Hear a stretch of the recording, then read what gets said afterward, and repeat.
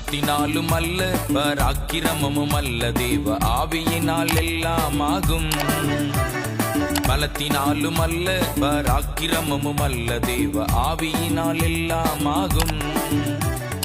கிரியையினால் அல்ல மனித செயல்களினால் அல்ல, கிரியையினால் அல்ல மனித செயல்களினால் அல்ல, தேவ கிருபையினால் எல்லாம் ஆகும் ஆகும் ஆகும். பலத்தினாலும் அல்ல பராக்கிரமமும் அல்ல தேவ ஆவியினால் எல்லாம் ஆகும்.